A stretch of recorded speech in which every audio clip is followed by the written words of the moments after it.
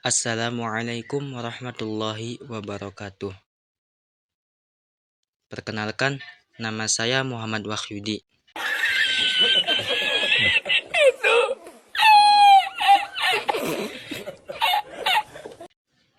Saya dari Universitas Islam Bunga Bangsa Cirebon. Pada kesempatan kali ini, saya akan membuat video tentang akad jasa, yang dimana video ini video kelompok yang terdiri dari saya sendiri, Muhammad Wahyudi, dan yang kedua ada Gani, yang ketiga ada Izi. Karena untuk memenuhi mata kuliah Fikih Muamalah dengan dosen pengampu Bapak Muhammad Alwi, MPD. Dan untuk mempersingkat waktu, mari kita lanjut saja ke videonya. A few moments later. Pembahasan yang pertama, hawalah. Menurut bahasa, yang dimaksud hawalah adalah al-intiqal dan at-tahwil. Artinya memindahkan atau mengalihkan. Menurut jumhur ulama, hawalah diartikan sebagai akad yang mengkehendaki pengalihan hutang dari orang yang berhutang kepada orang lain yang wajib menanggungnya. Rukun hawalah. Yang pertama, pihak pertama muhil, yaitu orang yang menghiwalkan atau mengalihkan hutang. Rukun kedua, pihak kedua muhal, yaitu orang yang dihiwalahkan atau orang yang mempunyai hutang kepada si muhil. Yang ketiga, pihak ketiga atau muhal alaih, yaitu orang yang menerima hiwalah. Yang keempat, muhal bih, yaitu hutang muhil kepada si muhal dan hutang muhal alaih kepada muhil. Yang kelima, sirat, yaitu ijab qabul. Syarat-syarat hiwalah. Yang pertama adalah muwakil. Orang yang mewakilkan harus orang yang dibolehkan melakukan sendiri perbuatannya yang diwakilkan pula pada orang lain. Yang kedua, muwakil.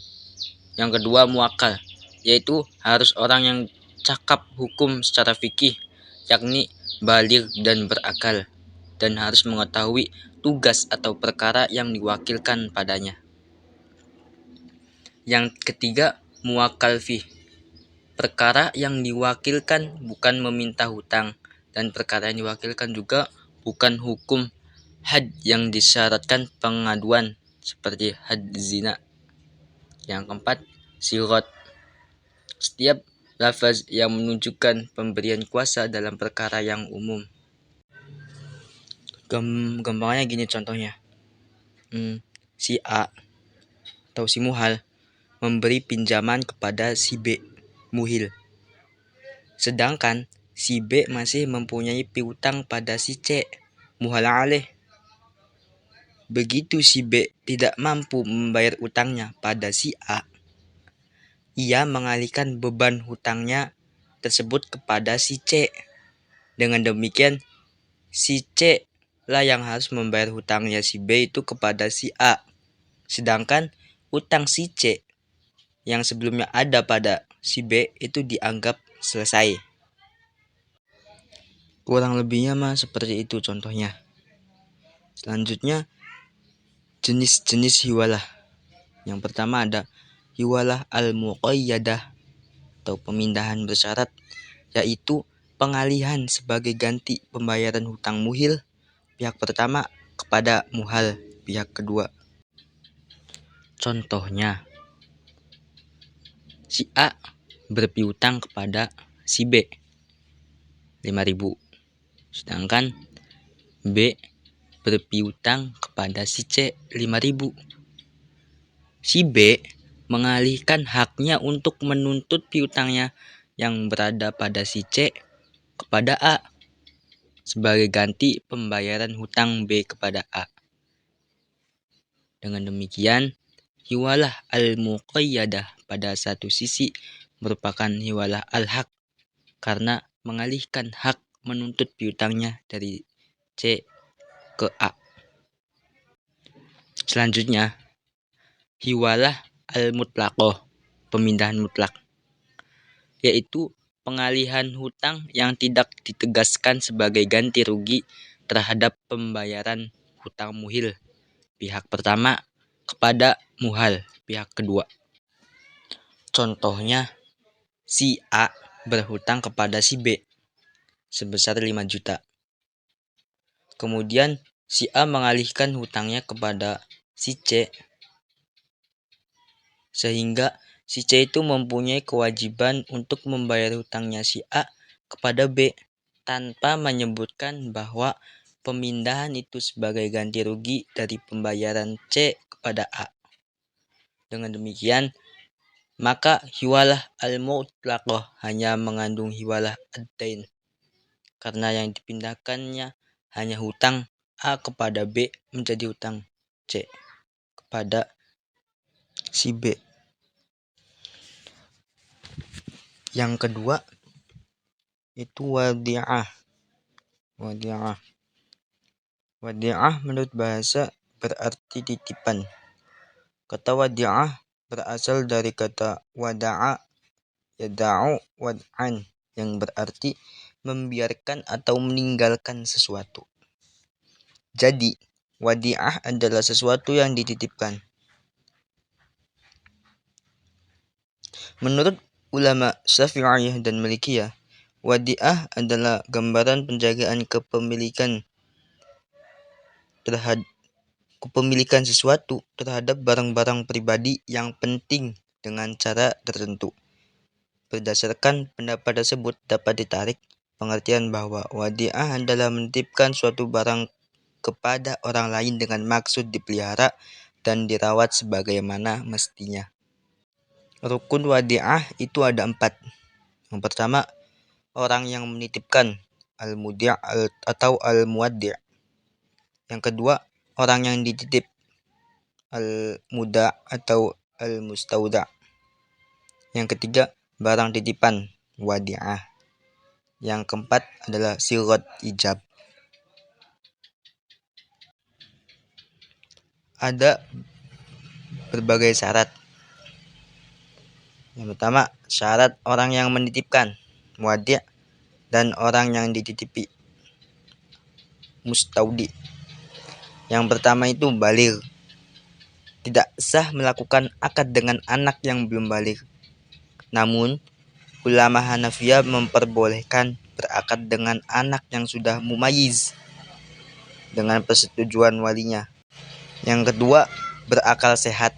Tidak sah berakad dengan orang yang gila atau orang yang sedang kehilangan akal karena mabuk. Yang kedua, syarat barang yang dititipkan. Barang yang dititipkan harus berupa harta yang bisa disimpan dan diserah terimakan serta memiliki nilai atau qimah. Yang ketiga, syarat sirat atau ijab qabul. Ijab itu harus dinyatakan dengan ucapan dan perbuatan. Ucapan bisa sharih ataupun kinayah. Contoh sirat sharih: saya titipkan barang ini kepadamu. Qabul: saya terima titipan ini. Selanjutnya, jenis-jenis wadi'ah. Wadi'ah yad al-amanah, yaitu barang yang dititipkan oleh pihak pertama, pihak penitip, kepada pihak lain atau perorangan ataupun lembaga penitipan untuk memelihara atau menyimpan barang tersebut. Sedangkan pihak lain, pihak yang menerima titipan, tidak dibebankan terhadap kerusakan atau kehilangan pada barang titipan tersebut.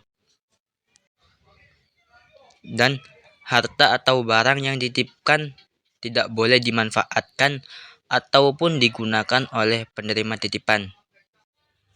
Jadi, ia hanya berfungsi sebagai penerima amanah yang bertugas dan berkewajiban hanya untuk menjaga barang yang dititipkan tanpa boleh memanfaatkannya. Selanjutnya, wadi'ah yad ad-damanah.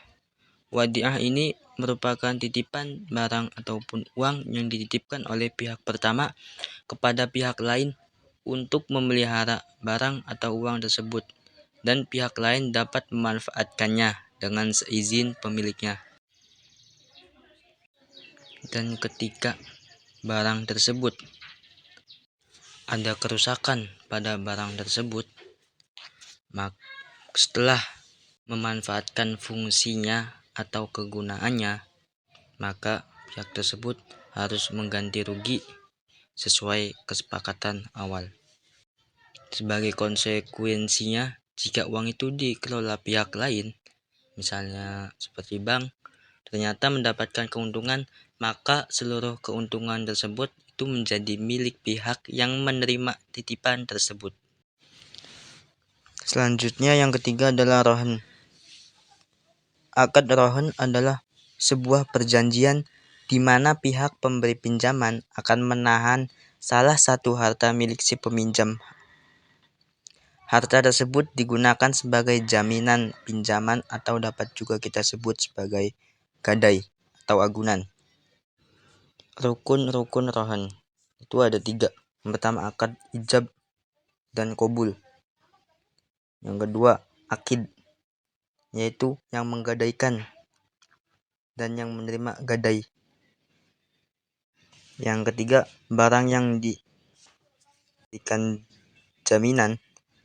Syarat pada benda yang dijadikan jaminan ialah keadaan barang itu tidak rusak sebelum janji uang harus dibayar.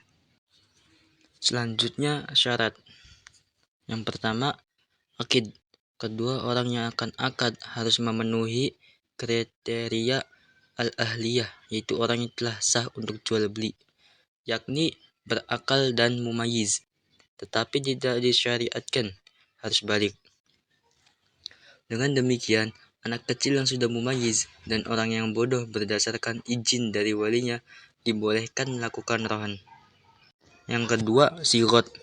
Ulama Hanafiyah berpendapat bahwa sigot dalam rohan tidak boleh memakai syarat atau dikaitkan dengan sesuatu.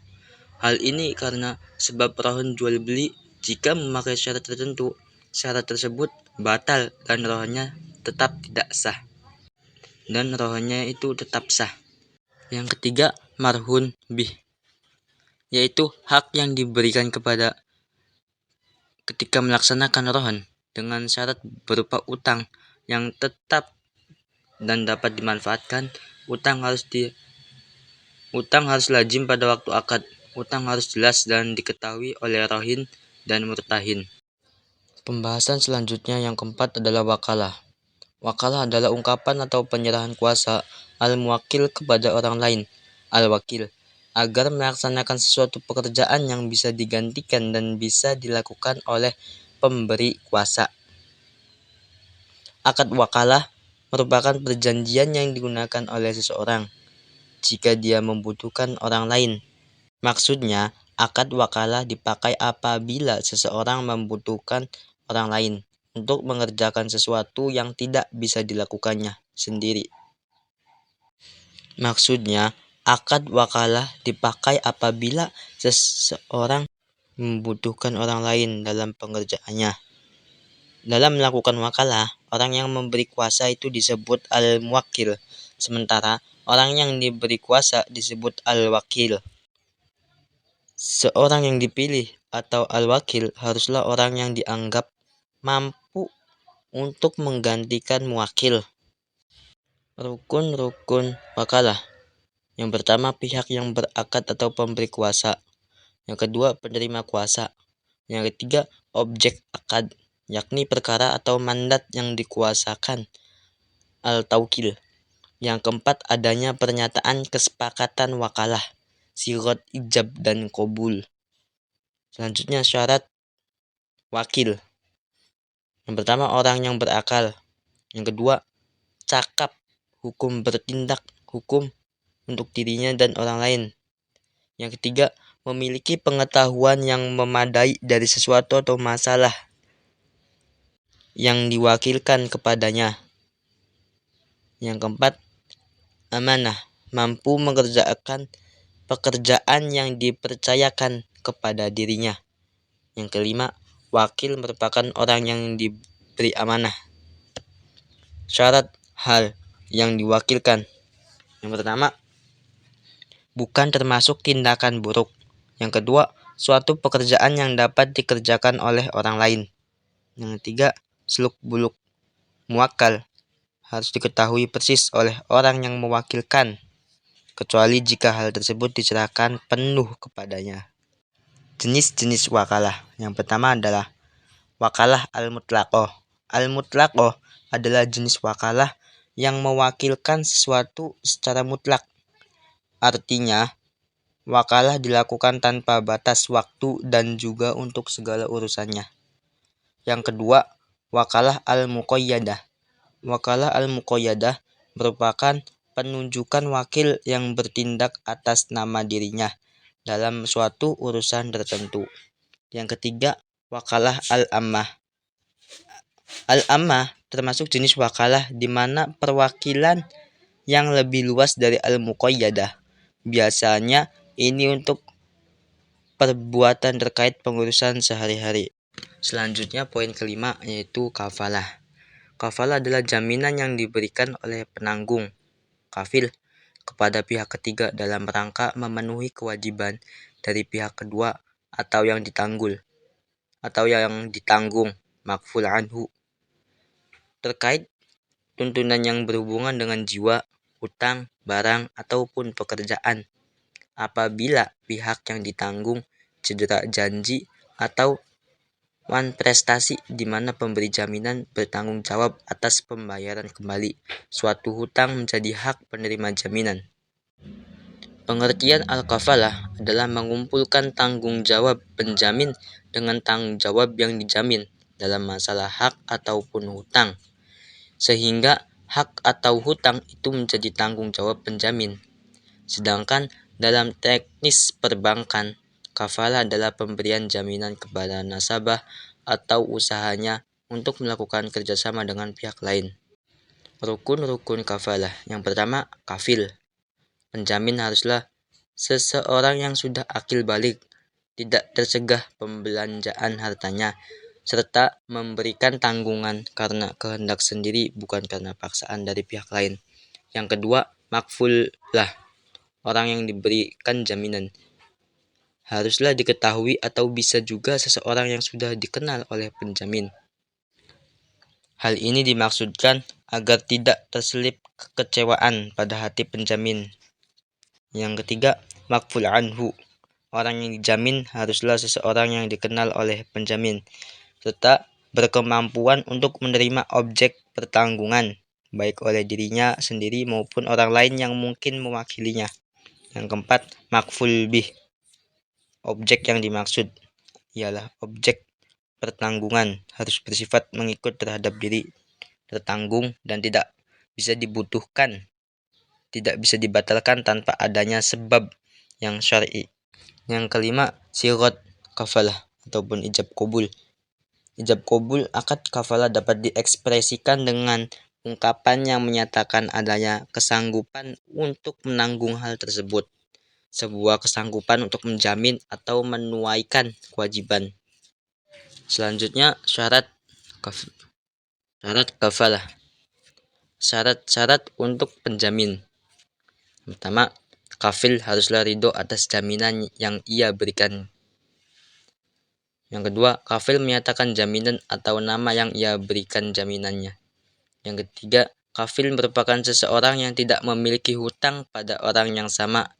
Yang keempat, tanggung jawab yang kafil berikan akan terus berjalan hingga makful anhu terbebas dari hutang yang ia tanggungkan.